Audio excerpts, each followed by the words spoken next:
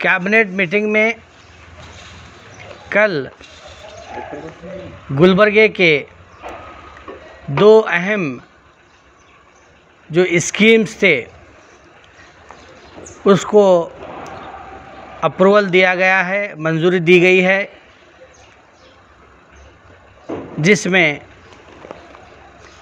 आप सभी जानते हैं कि हागरगा रोड पर यानी हागरगा विलेज के जो सर्वे नंबर थे, जो पहली मियाद में और दूसरी मियाद में जब मैंने चेयरमैन की हैसियत से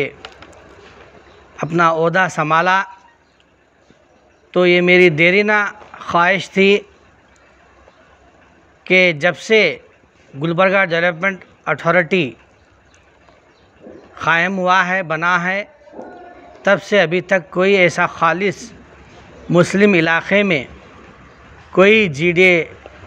रेसिडेंशियल लेआउट नहीं बना, जिसको लेकर मैं काफ़ी फ़िक्रमंद था कि इतने बरस गुजर जाने के बाद भी पूरे शहर में तकरीबन 20 ऐसे स्कीम्स जीडीए के आए, लेकिन उसमें कहीं पर भी जो खालिस मुस्लिम अक्सरियती इलाक़े हैं उसमें जीडीए डेवलपमेंट यानी रेसिडेंशियल लेआउट नहीं था। चुनाचे मैंने तमाम वहाँ के जो फार्मर्स थे, किसान थे, लैंड ओनर्स थे, उनसे बात की तो उस वक्त गवर्नमेंट की जानिब से 40-60 स्कीम थी, यानी 40% फार्मर्स को, किसानों को दी जाती थी और 60% का जो मामला था वो जीडीए को दिया जाता था। तो फार्मर्स ओनर्स ने कहा कि हमको इससे स्कीम से नुकसान होगा, बेहतर है आप इसको शेयर बढ़ाइए, 40% के बजाय आप उसको और कितना मैक्सिमम कर सकते हैं बढ़ाइए, ताकि हमें भी फ़ायदा हो, जीडीए को भी फ़ायदा हो। तो कुल मिलाकर उनसे जब बातचीत हुई सभी लोगों से तो उन्होंने 50-50 को एग्री किया, लेकिन क़ानून नहीं था। तो मैंने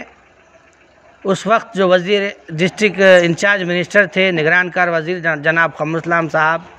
और उस वक्त के जो अर्बन डेवलपमेंट मिनिस्टर्स थे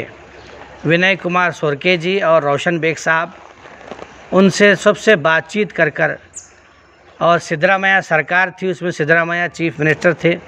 जब उनके सामने ये प्रपोज़ल गया कि 50-50 अगर लाते हैं तो पूरे स्टेट में बहुत ज़्यादा इसका डिमांड होगा, तो वहाँ पर अर्बन डेवलपमेंट के जो सेक्रेटरी थे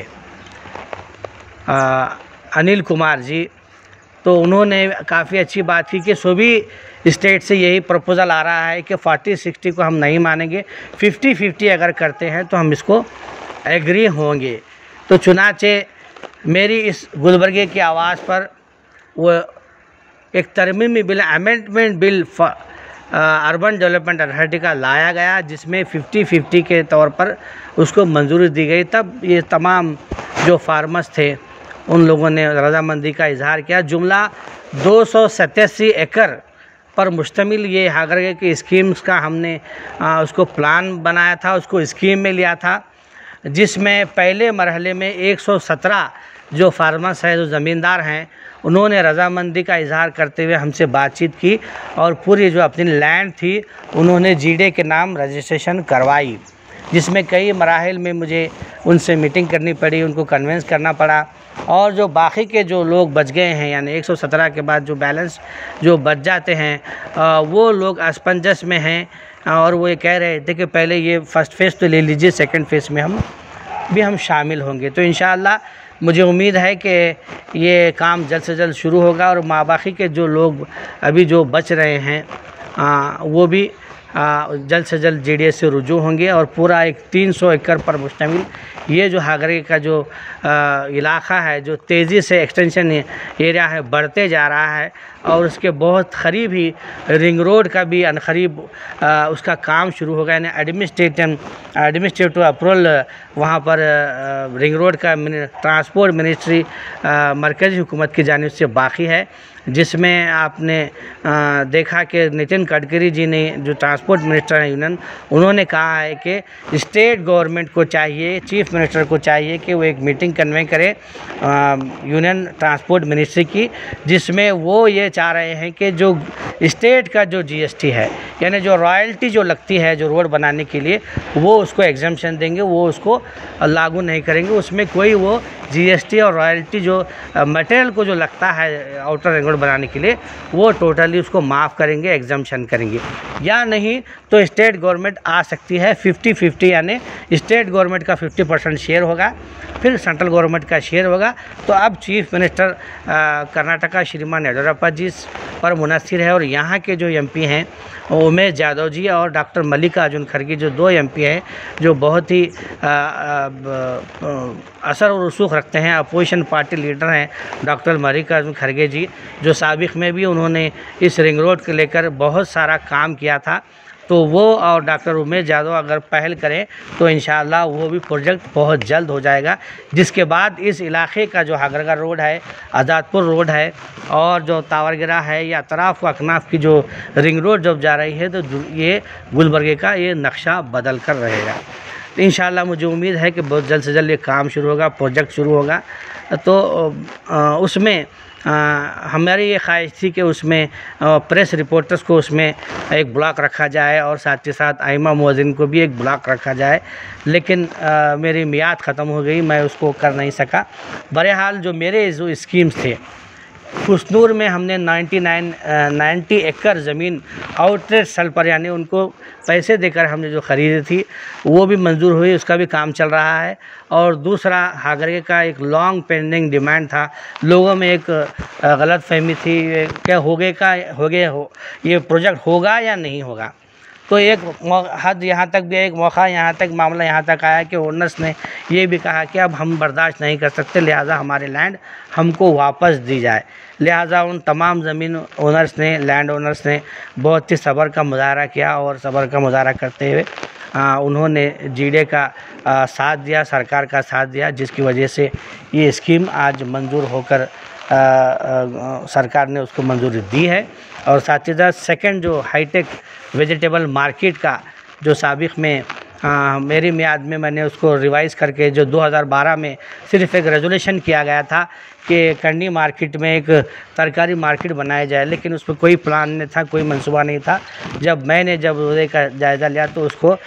मैंने उसको रिवाइज़ किया, पूरी प्लानिंग के साथ उसको मैप बनाया G+2, जो अब उसको हाईटेक वेजिटेबल मार्केट जो कहा जा रहा है, उसकी भी मंजूरी हुई है। तो ये 3 जो प्रोजेक्ट थे वो मेरे मियाद के थे, और मुझे बहुत ही खुशी हो रही है, मसरत हो रही है कि तीनों जो प्रोजेक्ट थे आज उसको गवर्नमेंट ऑफ कर्नाटका यानी चीफ मिनिस्टर वज़ीर आला येडियुरप्पा जी ने, और यहाँ के जो डिस्ट्रिक्ट इंचार्ज मिनिस्टर हैं मुरुगेश निरानी जी, और जो अर्बन डेवलपमेंट मिनिस्टर हैं, उन्होंने इसको अच्छी तरीके से इसको परसू किया, उसको कंसिडर किया और कैबिनेट में मंजूरी दी। मैं ये तीनों का,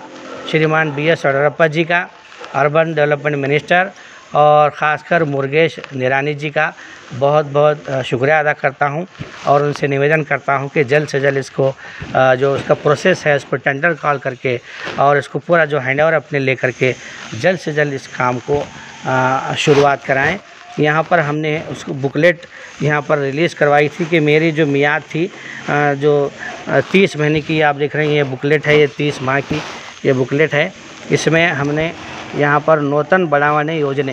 ये हमने लिया था, हागरगे की स्कीम है। इसमें आप देख सकते हैं 287 एकड़ ज़मीन है, जिसमें 119 एकड़ हमने लिया। फिर केसरगी की 90 एकड़ ज़मीन, इसको ये भी मंजूरी होगी, ये भी मंजूरी। और ये जो अभी मार्केट आप देख रहे हैं नूतन कायपल्या मारुकट्टे निर्माण,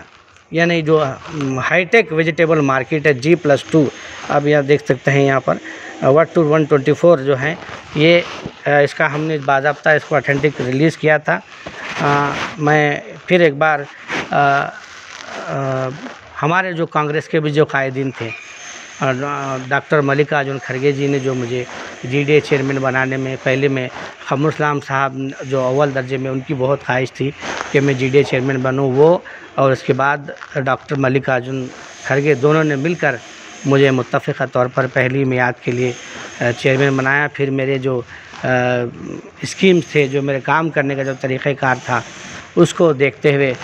उन्होंने दूसरी मियाद के लिए भी मुझे बनाया। मैं बहुत बहुत शुक्रगुज़ार हूँ। और उसी ईमानदारी से मैंने अटल बिहारी वाजपेयी का जो 2012 से लेकर के 6 साल से जो पेंडिंग था, उसका भी आपने देखा कि लॉटरी सिस्टम से मैंने हराज के ज़रिए, ट्रांसपेरेंसी के ज़रिए, बिना कोई चार्जेस के मैंने अपनी मियाद ख़त्म की। और जिसमें मुझे तमाम जो एमएलएस थे, ख़ासकर हमारे केबी शाणापत जी जो हमारे दरमियान नहीं रहे,